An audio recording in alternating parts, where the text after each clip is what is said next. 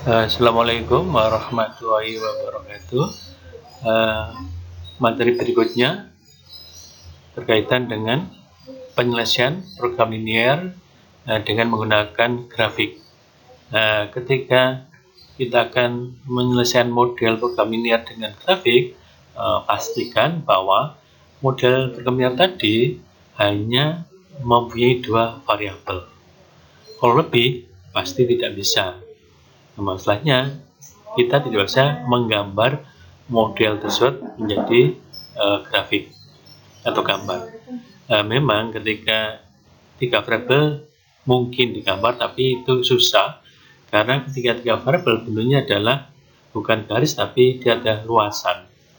Nah, nanti luasan berpotongan dengan luasan maka akan susah nanti ya. Sehingga di sini ketika kita gunakan metode grafik hanya dua variabel saja. Itu untuk memudahkan karena ketika lebih dari dua variabel kita punya alat yang lain yaitu dengan metode simplex. Oke.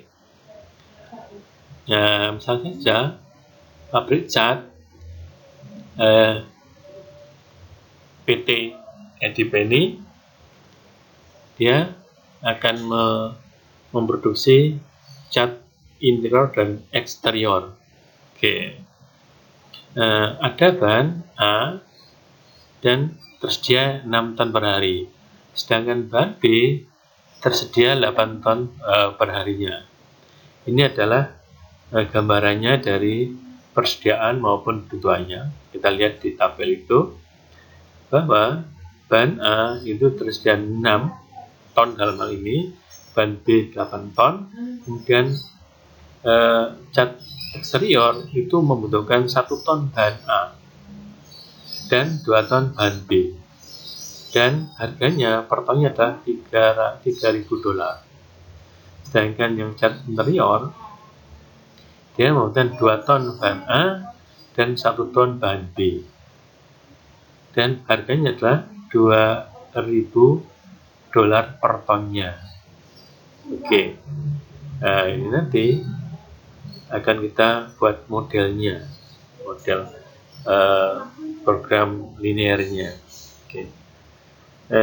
Kemudian ada informasi bahwa dari survei cat interior tidak lebih dari 1 ton cat eksterior, maksudnya kebutuhannya yaitu tidak lebih dari 1 ton cat eksterior. Nanti kebetulan maksudnya dari konsumen gitu ya, di permintaannya itu antara cat interior dan eksterior. Nah, ini adalah relasinya, yaitu cat interior tidak lebih dari 1 ton cat eksterior. Oke. Kemudian informasi berikutnya, cat interior maksimal 2 ton per hari. Oke. Jadi permintaannya maksimal 2 ton per hari. Kemudian nanti kita akan memaksimalkan pendapatan dari PT Edi Penny. Oke.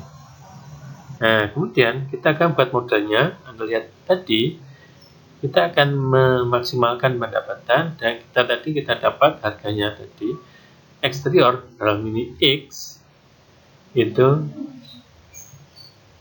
$3.000, maka kita set menjadi 3, maka pendapatannya adalah 3X, tergantung dari berapa banyak cat eksterior yang dibuat itu ya, tergantung itu, dan juga untuk interiornya ya. Oke. Kemudian ini ada kendalanya, yaitu X plus 2Y kurang dari 6. Itu maksudnya di kebutuhan bahan tadi maka dia butuh 1 unit, satu butuh 2 unit, maka X plus 2Y kurang dari 6. Nah, kita lihat ini adalah gambarnya, ada sumbu X dan sumbu Y. Seperti masih ingat dengan mata kuliah kalkulus, nah, maka kita gunakan itu ya untuk menggambar X plus 2Y kurang dari 6. Pasti kita awali dengan X plus 2Y sama dengan 6, dan kita bisa buat garisnya. Itu ada garisnya, jadi dia berpotongan di sumbu X dengan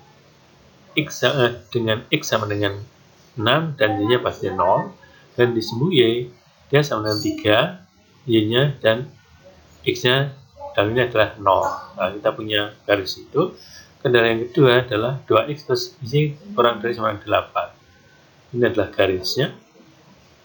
Kemudian berikutnya ini berkaitan dengan tadi ya, kemudian chart tadi antara exterior dan interior tadi. Min X plus Y kurang dari sama dengan 1. Ini adalah garisnya.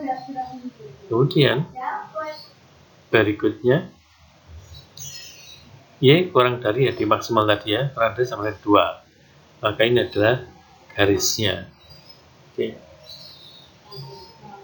Kemudian syarat berikutnya adalah X dan Y adalah positif atau 0 gitu ya. Maka kita punya daerah visible-nya nanti. Nah, kita lihat fungsi tujuannya. Jadi sebelum itu kita lihat titik A itu di titik 0,0, titik B itu di titik 4,0, titik C itu di pertemuan dua garis 2 dan 3 tadi, titik D itu di pertemuan 5 dan 2, dan titik E itu di pertemuan 5 dan 4, dan titik F pertemuan garis 4 smart 4 dengan sumbu Z-nya. Oke, itu ada titik sudut 1, 2, 3, 4, 5, 6. Jadi ada 6 titik sudut. Ini adalah titik ekstrim di daerah visible, daerah konveks atau cembung, daerah cembung. Yaitu titik ekstrimnya adalah A, B, C, D, E, dan F. Oke. Itulah tempat-tempat solusinya nanti. Ini untuk Z-nya tadi kan 3X plus 2Y. Maka kalau membuat gambar, maka pertama Z-nya harus Anda beri nilai. Paling mudah adalah diberi nilai 6. Ya, sehingga kita dapat tadi kan 3X plus 2Y. Jadi 3 dan 2 tadi koefisiennya kita kalikan kita dapat 6, sehingga kita akan mudah membuatnya. Maka garis Z ini sebenarnya 6 ini adalah garis lidik namanya. Garis yang untuk menentukan titik mana yang akan mendapatkan solusi yang optimal. Ya. Titik mana? Titik A, titik B, titik C, D, E, ataupun F. Kita pakai garis itu. Nah, kalau kita gerakkan garis Z sama dengan 6 sejajar, kalau kita gerakkan ke kiri, maka nilai Z-nya akan turun. Mengapa turun? Karena nilai X dan nilai Z-nya dia turun ketika kita gerakkan ke kiri atau ke bawah. X-nya turun, Z-nya turun, maka Z akan turun nilainya. Kalau kita tarik ke atas atau ke kanan, maka nilai X-nya akan naik, nilai Z-nya akan naik, maka Z-nya akan naik. Karena kita akan memaksimalkan, maka kita tarik sejauh-jauhnya, tetapi masih di daerah itu tadi, daerah A, B, C, D, E, F, daerah yang dilingkupi oleh itu tadi, di tengah-tengah itu. Sehingga kita akan dapat solusi optimal, yaitu di titik C, yaitu di batas akhir sebelum dia keluar daerah visible-nya. Oke. Kemudian untuk mengetahui koordinat C, maka kita akan menentukan titik potong antara persamaan 3 dan persamaan 2. Dari persamaan 3 dan persamaan 2 nanti ketemu titik potongnya di 10/3 dan 4/3.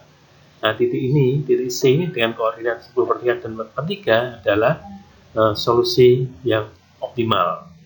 Kemudian nilai itu kita masukkan ke dalam Z persamaan Z, itu tadi 3X berarti 10/3 dikali dengan 3 kita dapat 10, kemudian 2 kalikan Z berarti 8/3. 8/3 berarti kita punya 2/3, maka Z adalah 12/2/3. Ini adalah nilai fungsi tujuannya 12/2/3 dengan solusinya adalah X sama dengan 10/3 dan Z-nya 4/3. Oke. Berikutnya berkaitan dengan analisis sensitivitas secara grafik. Jadi maksud dari analisis sensitivitas adalah ketika kita sudah dapat solusi optimal. Kemudian kita akan mencoba menganalisa ketika koefisien di fungsi tujuan, itu koefisien dari variabel di fungsi tujuan, itu kita ubah. Misalnya saja, kalau berkaitan dengan laba, berarti laba tiap zurinya kita ubah. Apa yang terjadi? Atau kalau biaya, berarti biayanya kita ubah. Dan sejauh mana kita bisa merubah besarnya laba atau biaya itu di fungsi tujuan yang dia akan tidak berpengaruh terhadap solusinya. Solusi yang ada tetap optimal di situ, tapi kita bisa merubah, menaikkan atau menurunkan baik laba maupun biaya. Yang kedua yaitu berkaitan dengan sumber dayanya. Sumber dayanya itu kita bisa turunkan atau kita naikkan. Kalau kita turunkan maknanya adalah kita jual mentah gitu ya. Kalau kita naikkan berarti mungkin saja ada industri yang lain yang dia anggap saja gulung tikar, kemudian masih ada sisa bahan. Wah, kita akan beli bahan itu gitu ya, dan seterusnya. Tapi kondisinya adalah bahwa dia sudah optimal solusinya. Oke. Yang pertama itu adalah perubahan koefisien fungsi tujuan. Nah, kalau kita mengubah koefisien fungsi tujuan, sebenarnya itu maknanya sama dengan kita itu merubah kemiringan garis dari fungsi tujuan. Dan nanti kita miringkan itu sejauh mana ring dari koefisien fungsi tujuan itu. Jadi misalkan koefisien dari X1 itu sebesar apa, minimal berapa, maksimal berapa, dan juga untuk koefisien variabel yang lainnya gitu ya. Jadi kita sudah memiringkan sejauh mana yang akan berpengaruh terhadap solusi yang sudah kita punya, yang sudah optimal tadi. Nah, di sini ketika kemiringan kita ubah atau koefisien fungsi tujuan kita ubah, kita naik atau turun, dan itu titik optimal tidak berubah, yaitu tetap di situ titik optimalnya. Jadi misalnya saja membuat barang A sejumlah 5, barang B sejumlah 7, dia tetap kita buat sejumlah itu, tidak berubah. Lalu kita sudah melakukan perubahan pada koefisien di fungsi tujuannya. Oke, kita lihat gambar. Nah, itu adalah daerah visibelnya, itu titik-titik batasnya atau titik ekstrim di daerah visibelnya. Ini adalah fungsi tujuan Z yang optimal di titik C. Gitu ya. Maka kita bisa C1 bisa kita ubah, C2 juga bisa kita ubah. Sejauh mana kita bisa mengubah penurunan C1 atau kenaikan C2 atau sebaliknya gitu ya. Oke. Nah, kita ubah itu nanti dia bisa sejajar dengan kendala yang ketiga atau sampai dengan kendala yang kedua. Jadi Z tadi itu kita ubah dia sejajar dengan kendala yang ketiga atau dengan kendala yang kedua, berarti titik C tetap optimal. Jadi titik C-nya tetap optimal, tetapi ada perubahan fungsi tujuan yang batasnya adalah dia sejajar dengan kendala yang ketiga dan kendala yang kedua. Di batas bahwa ketika dia lebih dari itu, maka bisa terjadi titiknya optimal bisa berubah. Bisa di tempat yang lain, bukan di titik itu lagi. Jadi ini gambaran dari ketika kita merubah koefisien C1 dan C2 di Z itu, C1X dan C2X, maka ada terjadi rotasi garis di fungsi tujuan di titik yang optimal. Tidak sebagai aksesnya atau porosnya. Oke, ketika Z menyinggung garis CB atau CD itu tadi dua kendala tadi, maka muncul titik optimal alternatif. Gimana alternatifnya? Karena tadi dia sejajar, maka ada banyak titik yang optimal, yaitu sepanjang garis tadi. Oke. Kalau Z sejajar dengan CB, maka persamaan 3, di persamaan 3, C1 per C2 sama dengan 2. C1 per C2 sama dengan 2. Oke. Ketika dia berhubungan dengan CD, maka C1 per C2 sama dengan setengah. Ya, dilihat dari persamaan 3, dan persamaan 2. Oke. Kan di persamaan 3 ada nilainya. C1 dan C2-nya. Persamaan 2 juga ada nilainya. Maka kita bisa membagi C1 bagi C2 berada dapat setengah untuk persamaan yang ketiga atau CB, dan C1 per C2 dapat setengah ketika Z berbeda dengan CD garis CD, yaitu persamaan yang kedua. Maka di sini ringnya adalah C1 per C2, ringnya adalah setengah sampai dengan 2. Ketika C2 tidak 0, karena dia membagi tidak boleh 0. Ya. Kalau C2 0, maka kita punya yang lain, yaitu C2 per C1. Ini ya. Dan ringnya sama, itu setengah dan sampai dengan 2. Dan kita lihat perubahan C1 dan C2 dengan C1 per C2. Ringnya adalah setengah sampai 2. Oke. Kalau C tetap di titik optimal, C tetap di titik optimal, di C sama dengan 2, C2. Tapi yang tadi fungsi tujuannya adalah 3X plus 2Z. C2 sama 2. Kita lihat di situ. Setengah C1 per C2 antara setengah sampai 2. Kalau C2 bernilai 2, maka kita punya ring C1 adalah 1 sampai 4. Oke. C2 konstan, maka C1 bisa bernilai 1 sampai dengan 4, maka titik optimal tetap di situ, tidak berubah. Oke. Kalau C1 kita beri nilai 3, maka C2 bernilai 3 sampai dengan 6. Maka kalau C1 konstan, C2 bisa bernilai 3 sampai dengan 6, maka titik optimal tetap di situ juga. Ini ada ring dari C1 dan ring dari C2, yaitu 1 sampai dengan 4 dan 13 sampai dengan 6. Ini ring, sehingga titik itu akan tetap optimal, yaitu tadi titik C tadi tetap optimal. Oke. Berikutnya yaitu berkaitan dengan perubahan dari sumber dayanya, misalnya dari bahannya kita naikkan atau kita turunkan sumber dayanya atau bahannya, misalkan bahan bakunya. Mungkin bisa saya beri gambar seperti ini. Misalkan suatu bahan mentah itu ternyata ada kenaikan, maka ini ada informasi itu, maka ada dua kemungkinan: tetap membuat barangnya dengan bahan mentah yang naik, misalkan saja, atau kita jual bahan mentah kita, gitu. Jadi kalau kita jual berarti kan berkurang bahan mentahnya, maka itu penurunan bahan mentah itu sejauh mana dapat kita izinkan atau diizinkan sehingga nanti labanya itu kita tahu turunnya laba itu berapa, sehingga kita bisa membandingkan bahan mentah yang kita jual dengan laba yang kita peroleh itu ya. Atau misalnya saja ada usaha yang sejenis dengan usaha kita, dia bangkrut misalnya saja, dia akan menjual sumber dayanya atau bahan mentahnya, apa akan kita beli semuanya gitu ya.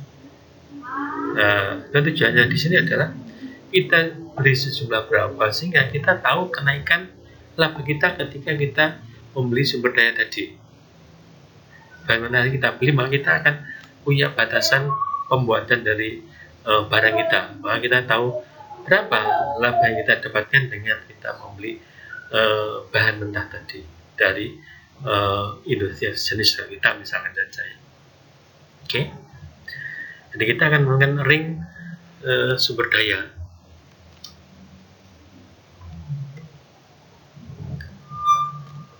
Nilai optimal nanti dia akan turun atau naik sesuai dengan sumber daya kita.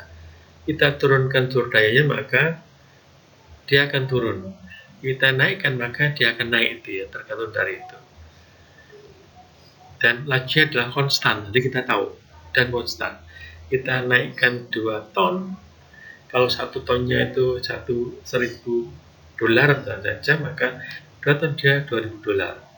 Nah, sampai sebatas mana sehingga lajunya tetap konstan, artinya kita bisa tahu, kita bisa mengontrol laju dari kenaikan bahan yang menentukan jumlah laba kita yang konstan tadi. Misalnya saja di bahan A, ya, di batasan bahan A, maka jumlah bahan A akan berubah. Dia akan berjalan sejajar dan bergerak, dia naik atau ke kanan, atau dia turun, atau dia ke kiri. Gitu ya. Titik optimal tadi itu dibatasi oleh dua batasan, itu batasan 2 dan 3. Kalau kita akan merubah bahan mentah A adalah di batasan 2, kita akan rubah sumber dayanya, maka dia akan ke kanan atau ke kiri sejajar, terus dia akan mengikuti garis yang di kendala yang ketiga. Nah, kendala ketiga itu ada batasnya, yaitu garis KB, titik K dan titik B. Itu dia bisa naik sejumlah berapa sampai ke titik K, dan dia bisa turun sejumlah berapa sampai di titik B. Karena lebih dari titik K, maka sumber daya tadi sudah bukan penentu dari solusi optimal. Kalau dia sampai titik K, maka dia tetap penentu solusi optimal. Dan juga kalau dia sampai titik B, maka dia tetap penentu optimalnya. Dia juga. Dan kendala yang ketiga disamping kendala yang lain yang mungkin akan muncul sebagai penentu solusi optimal. Gitu ya. Nah, kita lihat di gambar kita.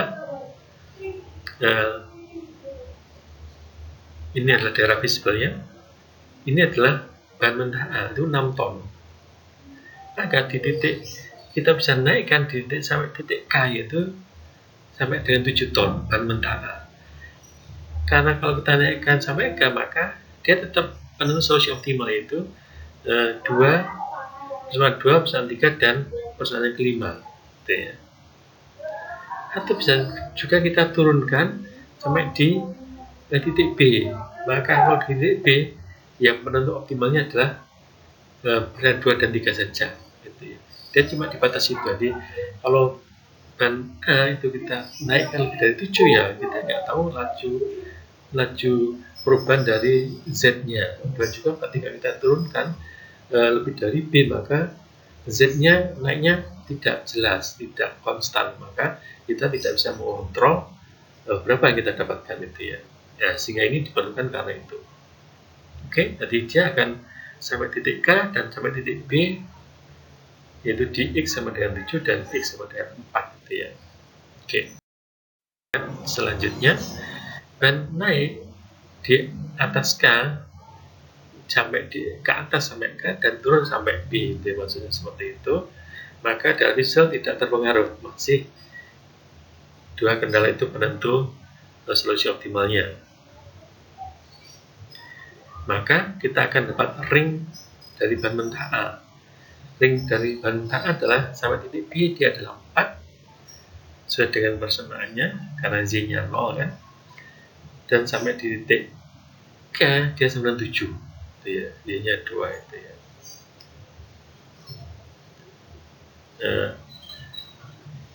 Bahan mentah A itu di antara 4 dan 7.